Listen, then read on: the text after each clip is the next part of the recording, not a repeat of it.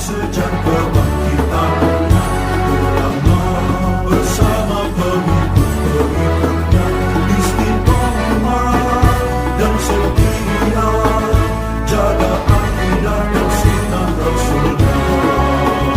Alhamdulillah segala puji baginya ulama bersama pengikut-pengikutnya istiqomah dan setia menjaga agama nusa dan bangsa. Mari kuatkan niat kita, kita bulatkan tekad kita, terus lanjutkan amal kita, mengembangkan hikmah kita. Assalamualaikum warahmatullahi wabarakatuh.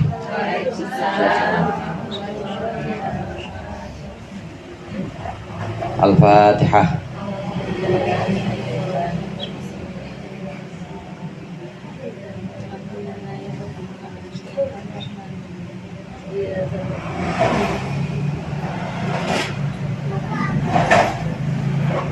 Bismillahirrahmanirrahim. Alhamdulil muallimil tullabi wa musahhilil khairi liman yata'allamu. Thumma as-salatu was-salamu 'alan nabi wa alihi wa sahbihi jayu'zamu. Ya Rabbana kaffir 'anna dhunubana wa walidina wa liman huwa muslimu. Nad'uka Allahumma ilman nafi'a min yawmina ilal hisabi yaqumu. Amin amin amin wa ya fattahu. Amin amin amin wa ya alimu. Alhamdulillahilladzi faqaha man arada lahul khaira fid din wa hadahu sabilal muhtadin. Allahumma salli wa sallim ala sayyidil mursalin wa imamil muttaqin sayyidina Muhammadin wa alihi wa ashabihi wa tabi'in ajma'in. Amma ba'd, fa inna ahsanal hadithi kitabullah wa khairul hadi hadi Muhammadin Rasulillah sallallahu alaihi wasallam wa syarrul umuri muhdatsatuha wa kullu muhdatsatin bid'ah wa kullu bid'atin dhalalah wa kullu dhalalatin finnar. Segenap jamaah majlis taklim kaum ibu Nurul Anam yang dirahmati oleh Allah. Alhamdulillah sore hari ini kita berkumpul kembali melanjutkan pengajian kita. Apa yang sudah dibaca tadi mudah-mudahan menjadi sesuatu yang bermanfaat untuk kita. Apa yang akan kita pelajari menjadi ilmu yang bermanfaat dunia akhirat. Amin ya rabbal alamin. Pembahasan kita sampai kepada adab masuk ke dalam kamar mandi atau toilet. Alladzi yaf'aluhu dakhilul oka. Itu ya, betul ya. Itu adalah adab-adab cara kita masuk ke kamar mandi. Demikian sempurnanya Islam, maka mulai dari bangun tidur sampai kita tidur lagi, ini ada tuntunan-tuntunannya dari Rasulullah sallallahu alaihi wasallam. Islam bukan hanya mengatur ibadah-ibadah mahdhah seperti sholat, puasa, haji saja, tapi juga dalam kehidupan sehari-hari, dalam kegiatan sehari-hari kita, masuk kamar mandi, keluar kamar mandi, masuk rumah, keluar rumah, itu dituntun oleh ajaran-ajaran Islam. Ini adalah ajaran syariat yang sempurna, syariat yang benar-benar diajarkan oleh Rasulullah untuk keselamatan kita, selamat dunia maupun selamat akhirat. Mudah-mudahan kita bisa mengamalkannya. Amin ya rabbal alamin. Mari sama-sama kita baca Bismillahirrahmanirrahim. Bismillahirrahmanirrahim. Alladzi yaf'aluhu dakhilul khala'i yusannu lidakhilil khala'i ay yuqaddima rijlahul yusra inda duhuli wa rijlahul yumna indal khuruji ila akhir. Alladzi yaf'aluhu dakhilul khala. Inilah perkara yang harus dilakukan oleh orang yang masuk kamar mandi atau kamar kecil. Dakhilul khala. Dakhilul khala itu artinya tempat sepi, maksudnya adalah kamar mandi. Apa yang harus dilakukan oleh kita yang mau masuk kamar mandi? Berikut ini adalah adab-adabnya. Yusannu, disunnahkan, lidakhilil khala, untuk orang yang masuk kamar mandi disunnahkan ayyuqaddima rijlahul yusra, mendahulukan kaki kirinya indad dukhuli, ketika masuk. Mendahulukan kaki kirinya ketika masuk, warijlahul yumna, dan mendahulukan kaki kanan indal khuruji, ketika keluar. Kesunahan yang pertama, ketika kita masuk kamar mandi, masuk toilet, orang dulu bilang jamban. Tahu Bu jamban, Bu? Jamban itu temennya Jember. Jember bahasa kita, bukan Jember bahasa Jawa. Kalau Jember lagi lain. Jember itu ada di Jawa Timur juga. Nah, Jember atau jamban, jamban khola, ini adalah toilet, tempat kita buang hajat. Ini ketika kita masuk, maka disunnahkan mendahulukan kaki kiri. Ketika kita keluar, disunnahkan mendahulukan kaki kanan. Mendahulukan kaki kiri, mendahulukan kaki kiri ketika masuk, dan mendahulukan kaki kanan ketika keluar. Karena memang ini mimba bima yustaqdaru, yaitu termasuk sesuatu yang dianggap kotor. Kalau sesuatu yang kira-kira dianggap rendah atau kotor, maka hendaklah kita mulai dengan tangan kiri, atau kita gunakan dengan kaki kiri, kita gunakan dengan anggota badan sebelah kiri. Kalau termasuk perkara yang memang sifatnya itu kotor atau jorok. Contohnya cebok juga begitu, Bu. Cebok, kemudian apalagi, Bu, yang kira-kira termasuk kotor, maka hendaklah kita pakai tangan kiri. Masuk kamar mandi juga pakai kaki kiri, dahulukan yang kiri. Tapi kalau sesuatu yang sifatnya mulia, perkara yang sifat mulia, maka kita gunakan tangan kanan atau anggota badan yang kanan. Karenanya keluar dari toilet, keluar dari jamban, karena masuk ke rumah, dan rumah tentu lebih mulia dibanding jamban, maka dahulukan kaki kanan. Ketika kita keluar, keluarlah kita dari jamban dengan kaki kanan. Ini sunnahnya. Jadi saya ulang, kalau masuk kaki apa, Bu? Kalau keluar dari jamban, kaki kanan, karena memang lebih mulia yang di luar jamban, yaitu rumah, maksudnya lebih mulia yang di luar toilet rumah. Ini dilakukan tayamun namanya. Tayamun itu mendahulukan yang kanan untuk urusan-urusan yang memang mulia. Kita pakai baju juga dahulukan yang kanan. Pakai celana dahulukan yang kanan. Nanti kalau sama-sama mulianya, pakai baju yang mulia, lepas baju juga mulia.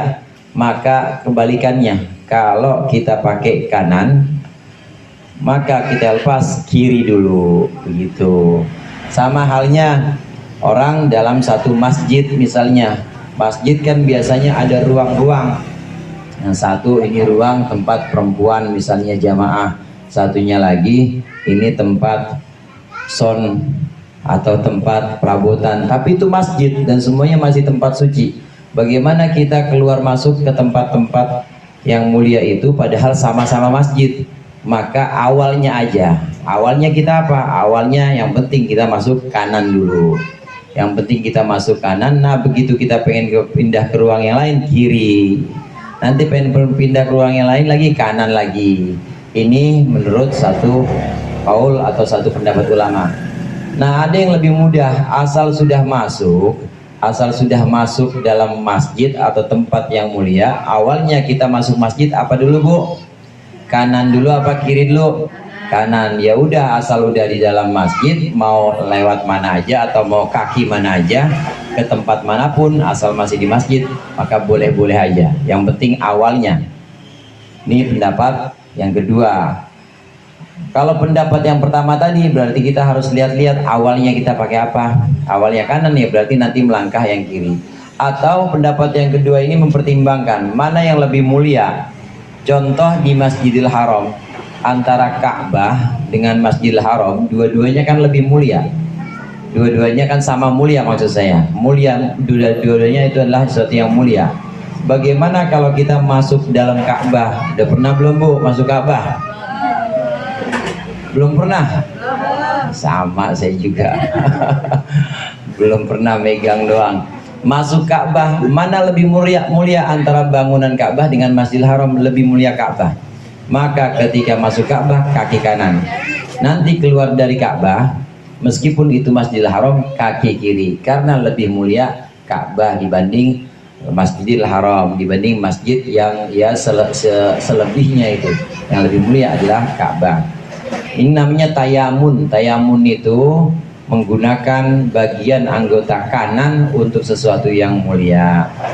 Nah, kalau untuk sesuatu yang sifatnya remeh, sesuatu yang sifatnya kotor, maka kita gunakan kaki kiri. Seperti ini yang sedang kita bahas. Masuk kamar mandi, kaki kiri. Kemudian kita masuk ke tempat-tempat kotor, misalnya tempat-tempat yang memang banyak kotorannya, kaki kiri, dahulukan kaki kiri. Bagaimana rumah itu masuk ke rumah, antara sesuatu, ada sesuatu yang sifatnya mulia, ada sesuatu yang sifatnya itu kotor, ada sesuatu yang nggak mulia juga, nggak kotor juga, biasa-biasa aja, seperti rumah. Untuk sesuatu yang seperti ini tidak kotor juga, tapi juga bukan sesuatu yang dimuliakan, maka dahulukan kanan saja. Ibu masuk rumah kaki kanan, nanti keluar kaki kiri, dibalik aja begitu ya, jangan dua-duanya lompat jadi Bu, gantian. Kaki kanan masuk, kalau keluar kaki kiri, itu rumah.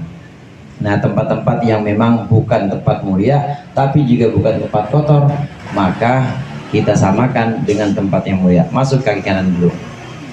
Ini adab kita yang pertama, bagaimana kita masuk ke kamar mandi, yaitu dengan cara mendahulukan kaki kiri, keluarnya mendahulukan kaki kanan. Meskipun kita ke kamar mandi bukan untuk buang hajat Bu, pernah bolak-balik kamar mandi, ada yang lupa karet, lupa, terus balik lagi, iya lupa, tadi belum dibawa lagi, ada aja yang lupa, balik lagi, bolak-balik. Ini meskipun bolak-balik nggak buang hajat, tetap disunahkan kaki kiri dulu, keluar kaki kanan. Lupa lagi masuk, iya lupa tadi sabunnya belum tutup, masuk kaki kiri, keluar kaki kanan, dan seterusnya begitu, seterusnya. Atau emang ibu lagi bebenah, lagi beres-beres.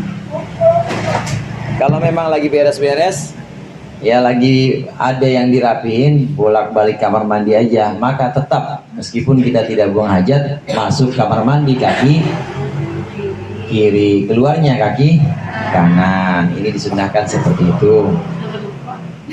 Kalau lupa iya, kalau lupa hati-hati keserimpet. Kalau lupa nggak apa-apa, sunnah, ini hukumnya sunnah, disunahkan.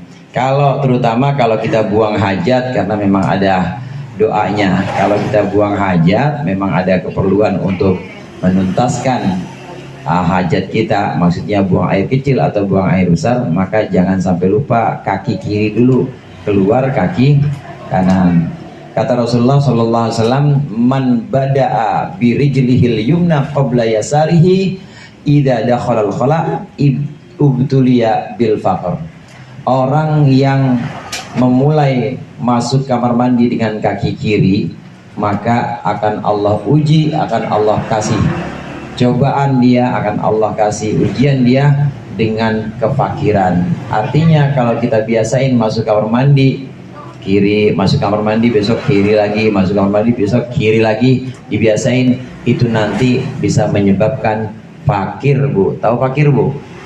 Fakir itu adanya miskin, parahan miskin, parahan fakir dibanding miskin. Jadi ya apa aja kurang sama kita, jadi pengen apa-apa kurang semua, namanya fakir. Fakir temannya miskin, orang yang membiasakan masuk kamar mandi dengan kaki kiri, maka kata Rasulullah akan Allah uji, akan Allah coba dia dengan fakir. Jadi fakir, jadi orang fakir terus atau jadi orang miskin terus.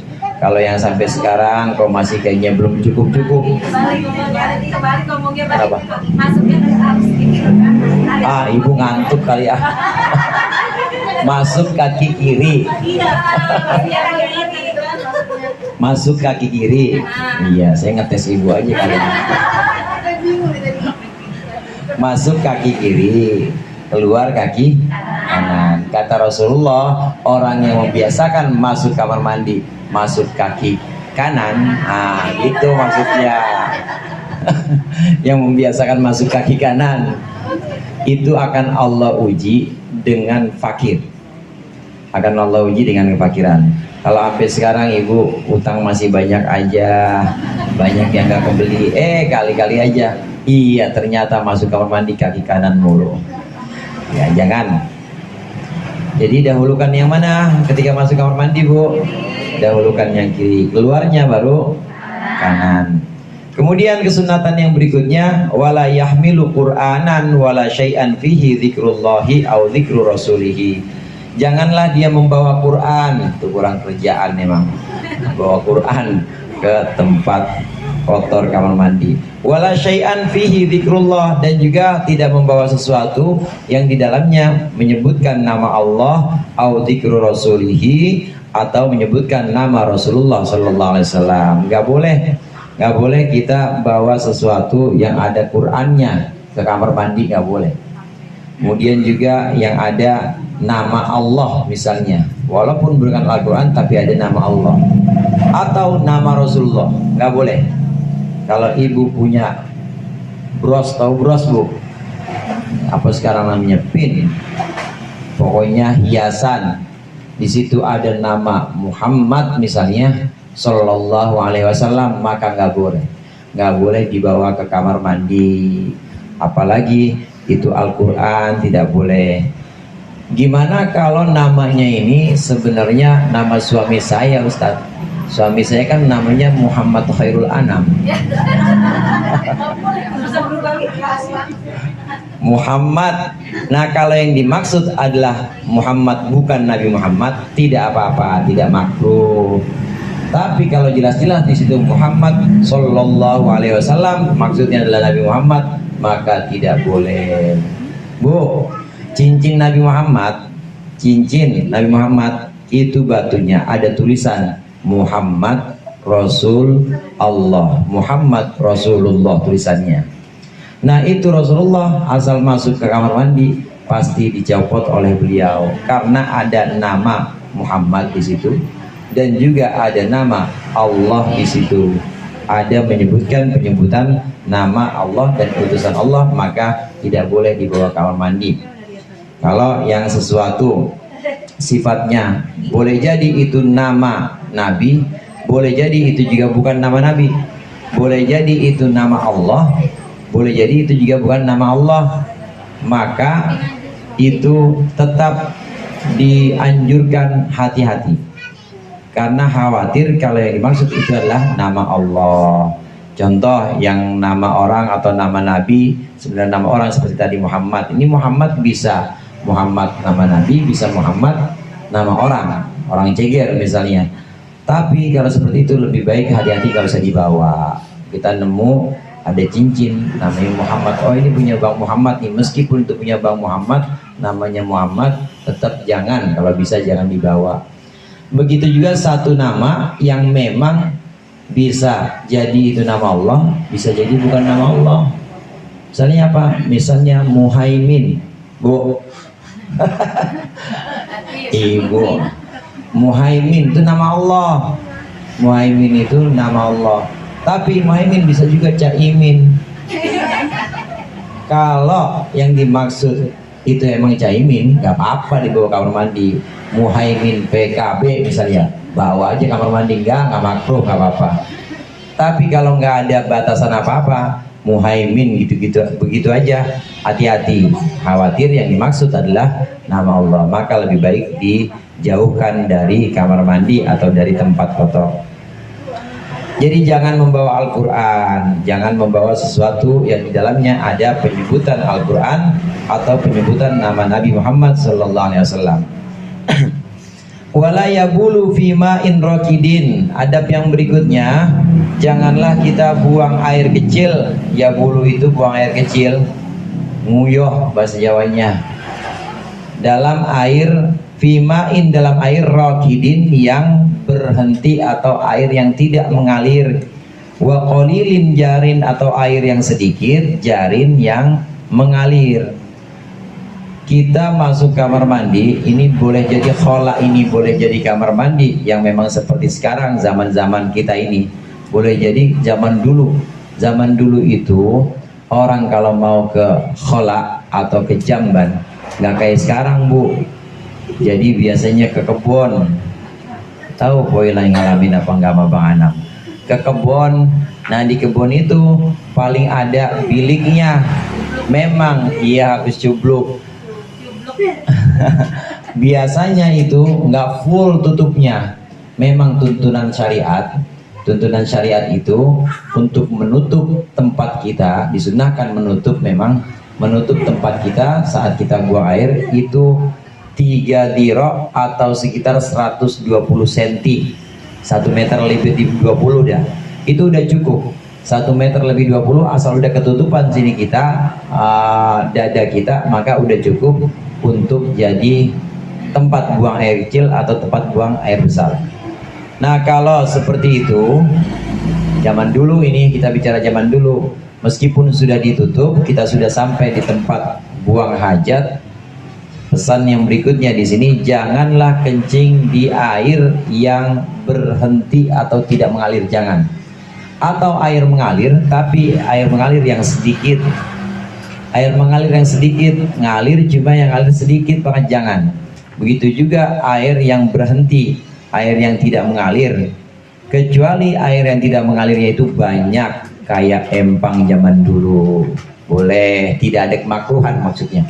Seperti empang zaman dulu. Tapi kalau air yang sedikit, jangan.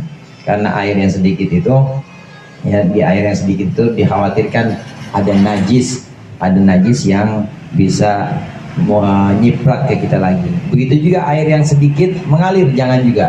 Kalau sedikitnya banyak seperti di kali misalnya, tidak ada kemakruhan, boleh.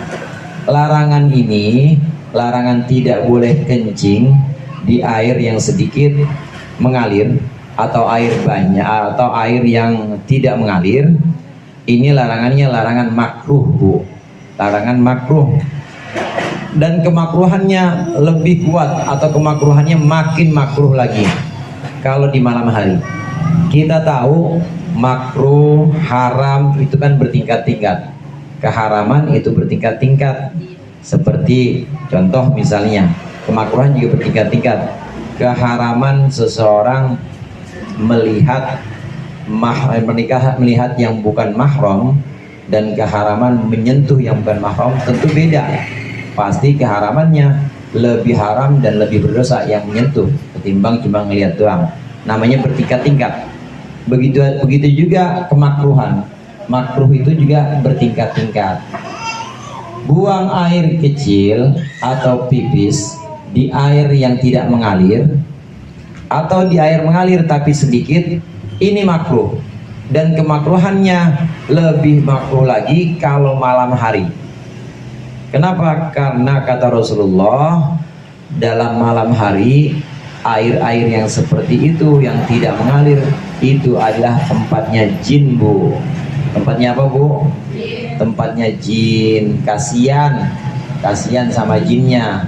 Ini agama Islam mengatur sedemikian rupa supaya jangan sampai kita ngencingin tempatnya jin. Kasihan, jin lagi tidur enak-enak, baru pulang capek habis narik, dikencingin sama ibu. Jangan. Ini zaman dulu, Bu, ya, zaman dulu. Nah, zaman sekarang sudah dibuat oleh peradaban kita. Sekarang udah ada tempat khusus yang namanya toilet, yang namanya kamar mandi. Emang udah ada tempatnya khusus, airnya atau lubangnya juga lubang khusus. Tidak apa-apa kita buang air di situ. Ya, kalau ada jin di situ salah sendiri loh. Apa di sini? Orang ini tempat yang bikin baba gua, katanya. Mati tempat-tempat beol sama tempat buang air kecil, ngapa nongkrong di sini? Bilang gitu aja sama jinnya.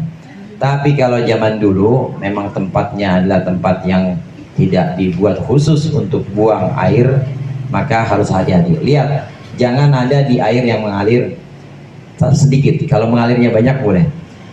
Begitu juga jangan ada di air yang berhenti, tidak mengalir. Jangan. Kecuali kalau banyak kayak empang tidak apa-apa. Ya, udah nggak ada empang, empangnya buat mancing sekarang. Ya di situ bisa diomelin nama yang punya empang tar. Zaman dulu empang itu ya buat miara lele, Bu. Buat miara lele. Jadi lele makannya apa, Bu? Iya. Nah, kalau tempatnya sudah tempat khusus seperti yang sudah kita buat, tidak apa-apa, tidak ada kemakruhan. Kemudian berikutnya termasuk adab ketika kita di tempat buang air, wafi hujrin atau hufrin, itu hujrin, iya. Wafi hujrin wa mahabbirihin, wafi hujrin, dan dalam lubang, wa mahabbirihin, dan dalam tempat bertiupnya angin. Makruh juga atau tidak boleh kita buang air di lubang atau tempat bertiupnya angin, wadillin maksudin, dan tempat teduh yang memang dituju oleh banyak orang, watorikin, dan juga di jalanan nggak boleh. Ini bicara adab zaman dulu yang memang masih awal-awal sekali Islam atau masih awal-awal belum seperti sekarang. Maka tidak boleh seorang ini kencing, apalagi buang air besar di lubang. Karena lubang itu biasanya tempat binatang, Bu. Kasihan. Demikian Islam rahmatan lil alamin. Islam ini sayang kepada seluruh alam semesta, termasuk hewan, itu dilindungi. Nggak boleh orang kencing sembarangan di lubang. Kenapa? Karena lubang itu tempatnya binatang biasanya. Orang dia binatang di situ juga tinggal, istirahat dia di situ sama keluarganya, tapi kok dikencingin sama kita. Nah, ini juga termasuk sesuatu yang sifatnya dilarang. Larangannya adalah larangan makruh. Dan tidak boleh di tempat bertiupnya angin. Tempat bertiupnya angin, pipis atau buang air kecil, tempat bertiupnya angin, nyiprat semua, Bu. Mending nyipratnya cuma kita doang yang kena. Nah, kalau yang kena ketua rombongan, nah, bisa nggak jadi, besok tinggal aja, nggak usah diajak pulang. Gara-gara nyipratin bajunya dia. Jangan di tempat bertiupnya angin, dan juga jangan di tempat teduh di mana orang banyak pada nyiup di situ atau banyak pada berteduh di situ. Tempat teduh seperti tempat-tempat yang memang banyak orang berkumpul di sana, ada pohon atau ada pohon pokoknya, atau ada satu bukit misalnya, dan di bawahnya itu banyak orang biasanya, atau orang biasanya berteduh di situ. Jangan di tempat di mana orang-orang biasa berteduh di situ. Tidak boleh hukumnya. Hukumnya haram di sini karena mengganggu. Wa tahta syajaratin muthmiratin, dan juga tidak boleh buang air kecil atau buang air besar di bawah pohon yang berbuah tuh, Bu. Nggak boleh di bawah pohon yang berbuah. Ya, ini bisa kita praktekkan dan bermanfaat untuk kita satu waktu kalau kita lagi piknik. Kalau kita lagi di luar rumah atau jauh dari tempat penginapan kita, ternyata ya harus kebelet buang air kecil misalnya, maka harus mengikuti adab-adab begini. Jangan kencing, jangan buang air di bawah pohon yang berbuah, jangan di lubang, jangan di tempat yang biasa orang kumpul, dan juga jangan di tempat yang biasa orang-orang itu berteduh, dan juga jangan di jalanan juga. Torikin di sini jalanan nggak boleh. diperhatikan sekali di sini oleh Islam, dituntun benar-benar kita supaya kita jangan merugikan orang, merugikan fasilitas-fasilitas umum. Rasulullah SAW menyebutkan ittaqul la'anin, kata Rasulullah, takutlah kalian kepada la'anin, golongan orang-orang la'nanin yang melaknat. Apa itu? Para sahabat tanya, siapa itu ya Rasulullah la'anin? La'anin itu orang yang buang air kecil atau buang air besar di jalanan sembarangan, itu la'anin. Jangan sampai seperti itu. Dituntun kita oleh Rasulullah supaya benar-benar jadi manusia yang beradab, ada adab-adabnya dalam buang air kecil dan buang air besar. La'anin.